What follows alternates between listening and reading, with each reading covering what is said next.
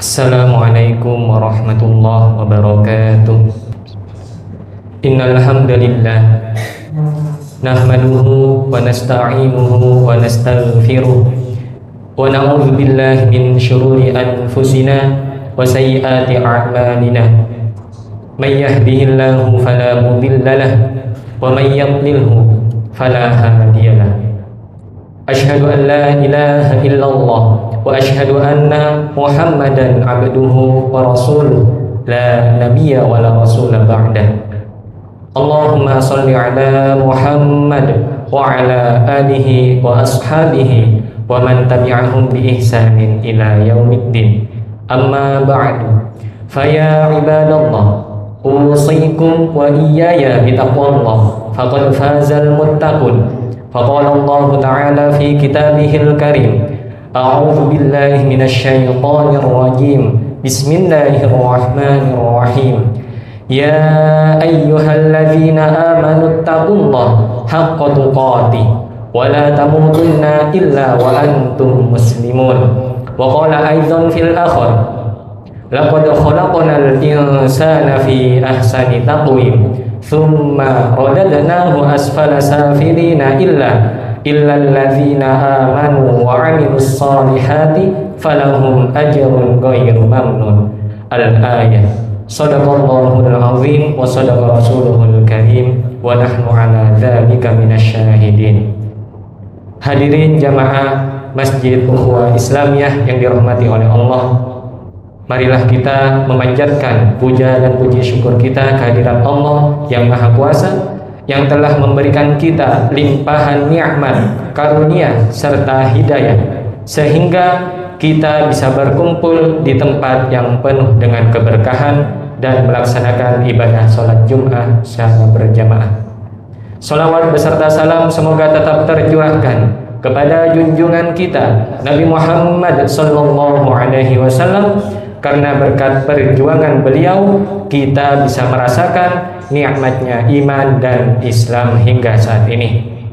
Hadirin jamaah yang dirahmati oleh Allah, kami selaku khatib selalu mengingatkan, marilah kita senantiasa meningkatkan keimanan dan ketakwaan kita kepada Allah Subhanahu wa taala, karena hanya takwalah yang menjadi sebaik-baiknya bekal di hadapan Allah Subhanahu wa taala. Wa tazawwadu fa inna khairaz zadit taqwa wattaquni ya ulil albab. Hadirin jamaah yang dirahmati oleh Allah, adapun tema yang akan kami angkat pada siang hari ini yakni merasa bodoh di hadapan Allah Subhanahu wa taala. Hadirin jamaah yang dirahmati oleh Allah, ada seorang bapak yang mana bapak ini bekerja di tempat yang haram, yakni bar minuman keras.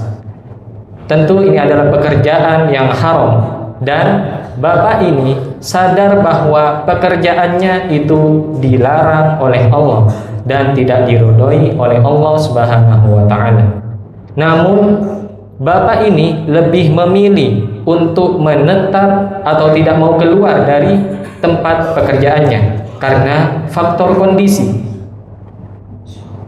Nah, hadirin jamaah yang dirahmati oleh Allah, di sini kita ada dua pilihan menghadapi masalah seperti ini. Yang pertama yaitu logika kita.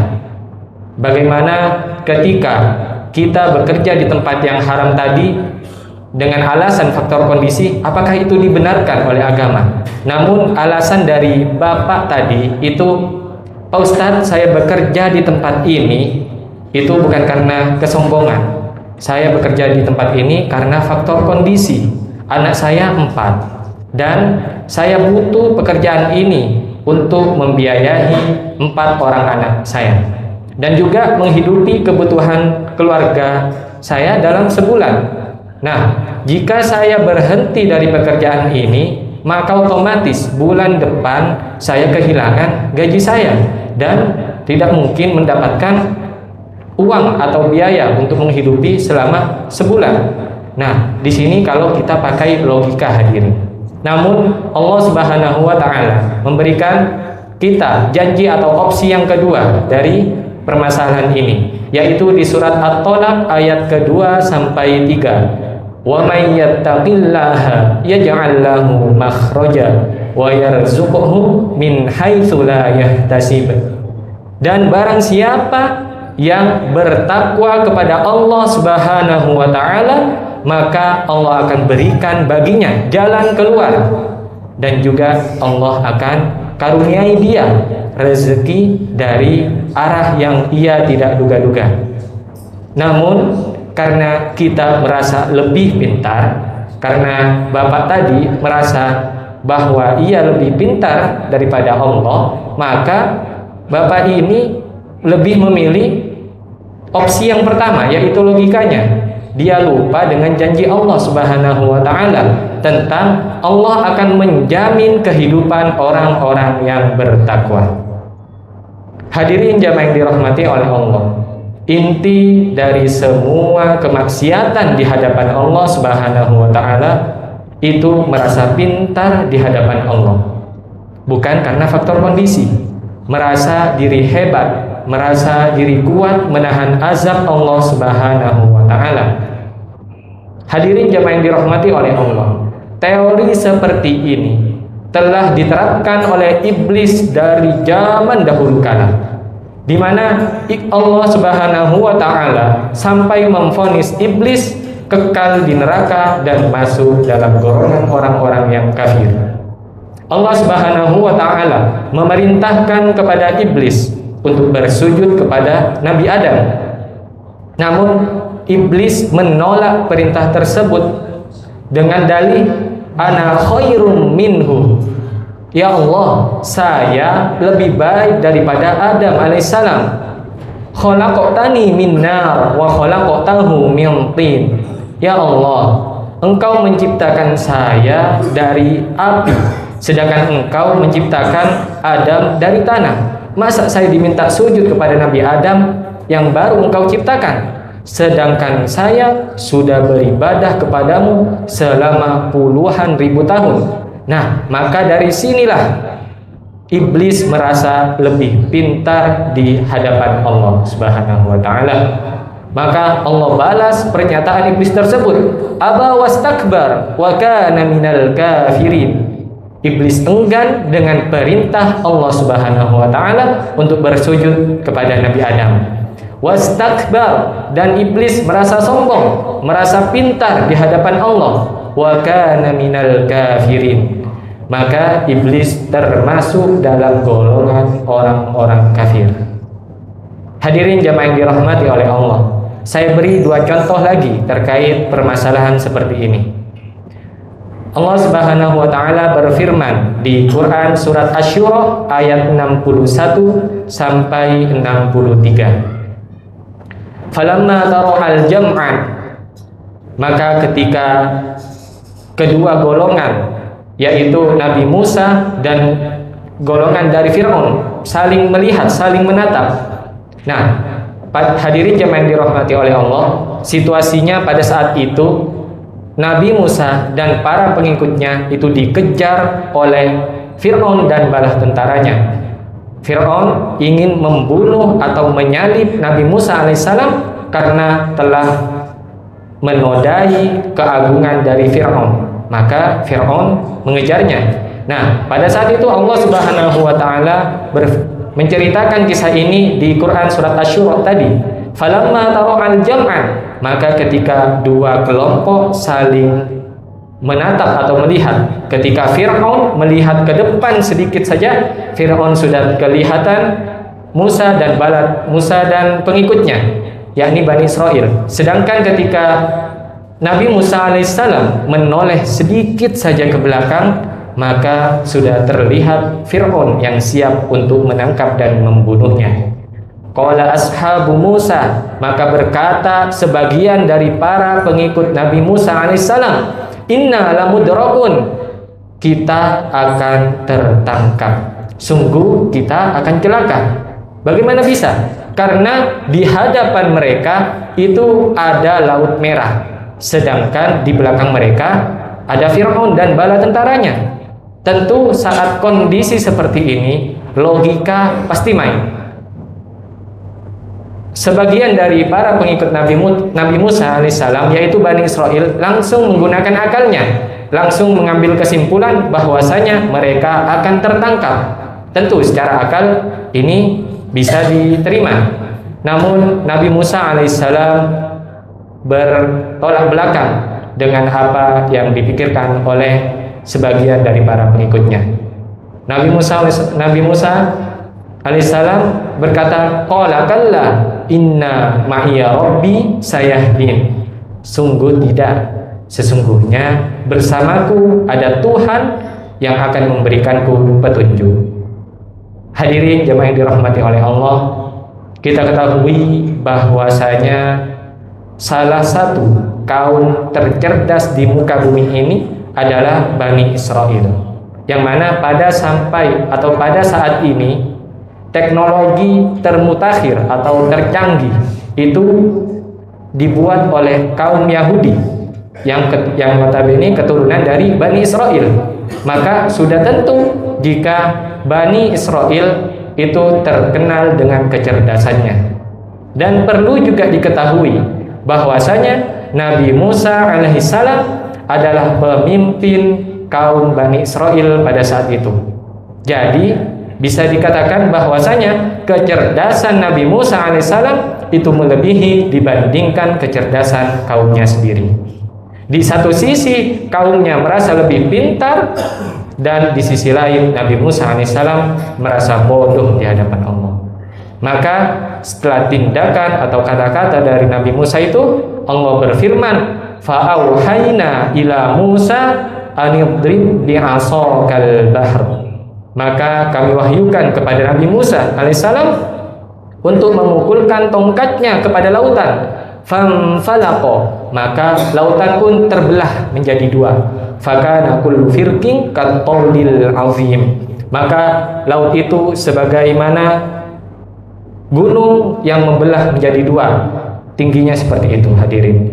Nah, di sini bisa kita ketahui bahwasanya Allah akan menolong hambanya yang selalu merasa lemah, rendah, dan bodoh di hadapannya. Bukan seperti kaumnya tadi, langsung mengambil keputusan, atau bahkan seperti kasus di bapak tadi, karena faktor kondisi, ia lebih memilih untuk melanggar perintah atau aturan Allah Subhanahu wa taala. Nauzubillahi min dzalik. Rasulullah sallallahu alaihi wasallam juga bersabda, la yadkhulul jannah man kana fi qalbihi mithqala dzarratin min kibrin. Tidak akan masuk surga orang yang di dalam hatinya ada secuil saja, sedikit saja sifat kesombongan. Maka dari salah satu di antara tanda-tanda kesombongan adalah merasa pintar di hadapan Allah Subhanahu wa taala. Semoga kita bisa menggunakan akal kita sebagaimana mestinya dan taat dengan perintah Allah tanpa pengecualian. Senantiasa merasa bodoh dan lemah di hadapan Allah. Barakallahu li wa lakum fil Qur'anil azim wa nafa'ani wa iyyakum bima fihi minal ayati wal dzikril hakim wa taqabbalallahu minni wa minkum tilawatahu innahu huwal ghafurur rahim.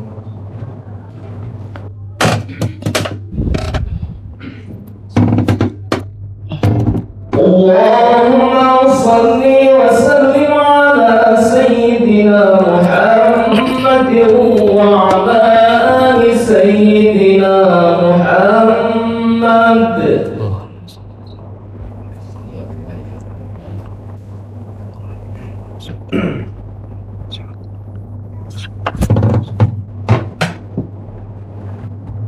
Alhamdulillah, alhamdulillahilladzi arsala rasulahu bil huda wa dinil haqqi liyudhhirahu 'ala ad-dini kullih walau karihal kafirun. Asyhadu an la ilaha illallah wa asyhadu anna Muhammadan abduhu wa rasuluh la nabiyya wa la rasula ba'dah. Allahumma shalli ala Muhammad wa ala alihi wa ashabihi wa man tabi'ahum bi ihsanin ila yaumiddin. Amma ba'du, faya ibadallah, usikum wa iyaya bitaqwallah, faqad fazal muttaqun. Faqala Allah Ta'ala fi kitabihil karim, A'udzu billahi minasyaitonir rajim. Bismillahirrahmanirrahim. Ya ayyuhalladzina amanu taqullaha haqqa tuqatih wa la tamutunna illa wa antum muslimun. Hadirin jamaah yang dirahmati oleh Allah Subhanahu wa taala, adapun contoh yang kedua yakni di surat As-Saffat ayat ke-102, di mana ayat ini sering kita dengar pada saat Idul Adha. A'udzu billahi minasyaitonir rajim. Bismillahirrahmanirrahim.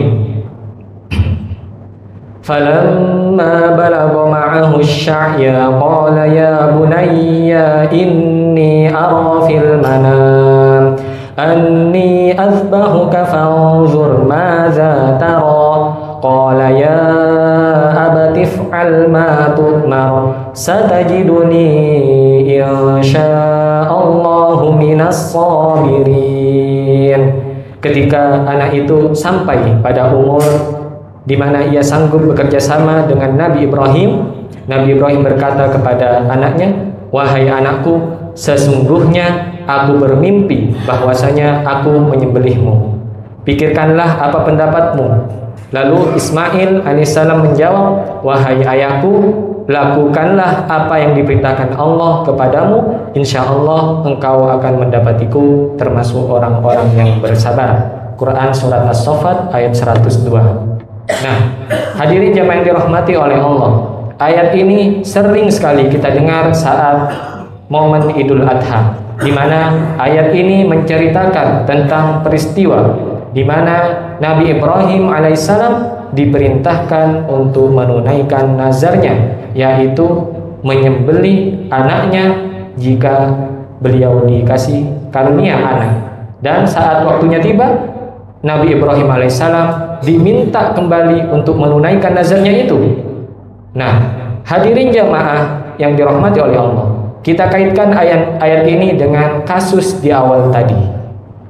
Jika saja Nabi Ibrahim alaihissalam merasa pintar di hadapan Allah, tentu beliau bisa menolak perintah ini, karena beliau adalah bisa kita katakan bahwasanya beliau adalah Abul Anbiya atau bapaknya dari para nabi, serta bapaknya dari kaum Bani Israel. Kita ingat tadi bahwasanya Bani Israel terkenal dengan kecerdasannya. Maka Nabi Ibrahim alaihissalam adalah bapak kecerdasan di bumi ini. Bisa saja Nabi Ibrahim alaihissalam mengatakan kepada Allah, "Ya Allah, kenapa engkau memerintahkan saya untuk menyembelih anak saya? Padahal anak saya ini baik dan saya susah payah untuk mendapatkannya." Bisa saja beliau mengatakan seperti itu. Namun Nabi Ibrahim alaihissalam beserta keluarganya dan juga Nabi Ismail itu merasa tunduk lemah di hadapan Allah, sehingga mereka semua mengikuti dan mentaati perintah Allah. Sami'na wa ata'na. Hadirin jamaah yang dirahmati oleh Allah, hingga saat ini kita bisa merasakan barokahnya dari perbuatan Nabi Ibrahim alaihissalam, yaitu setiap Idul Adha kita bisa merasakan daging yang disembelih. Itu berkah dari tindakan dan keikhlasan serta ketawaduan dari Nabi Ibrahim alaihissalam. Beliau seorang nabi yang merasa lemah dan tunduk di hadapan Allah. Lalu siapa kita yang orang biasa, tempatnya dosa, tempatnya lupa, tempatnya salah, selalu merasa pintar dan membantah perintah Allah dengan alasan, "Ya Allah, saya capek mau sholat. Ya Allah, nanti saja saya lakukan. Ya Allah, nanti saja saya haji. Ya Allah, nanti saja saya umroh, karena saya ingin memenuhi kebutuhan nafsu saya." Hadirin jamaah yang dirahmati oleh Allah, semoga apa yang kami sampaikan bisa menjadi bahan renungan buat kita semua, agar senantiasa tidak merasa pintar dan merasa tinggi di hadapan Allah. Marilah kita semua tunduk dan taat pada perintah Allah serta merasa bodoh di hadapan Allah Subhanahu wa taala. Qala Allah taala fi kitabihil karim, a'udzu billahi minasyaitonir rajim. Bismillahirrahmanirrahim. Innallaha wa malaikatahu yusalluna 'alan nabi ya ayyuhalladzina amanu sallu 'alaihi wa sallimu taslima. Allahumma salli ala Muhammad wa ala alihi wa ashabihi wa man tabi'ahum bi ihsanin ila yaumil ma'ad. Allahumma ighfir lil muslimina wal muslimat wal mu'minina wal mu'minat al ahya'i minhum wal amwat innaka sami'un qaribun mujibud da'wat ya qadiyal hajat ya ghafiradz dzunub wal khati'at ya arhamar rahimin. Allahumma la tada' lana dzamban illa ghafartah wa la dainan illa qadaitah wa la hamman illa farajtah wa la maridan illa syafaitah wa la uyuban illa satartah wa la hajatan min hawaijid dunya illa qadaitaha wa yassartaha. Rabbana zalamna anfusana wa illam taghfir lana wa tarhamna lanakunanna minal khasirin. Rabbana atina fid dunya hasanah wa fil akhirati hasanah wa qina adzabannar. Ibadallah, innallaha ya'muru bil 'adli wal ihsan wa ita'i dzil qurba wa yanha 'anil fahsya'i wal munkari wal baghi ya'idzukum la'allakum tadhakkarun. Fadhkurullahal 'azima yadhkurkum washkuruhu 'ala ni'amihi yazidkum wa la dzikrullahi akbar. Subscribe, like, share, dan follow channel ini. Wassalamualaikum.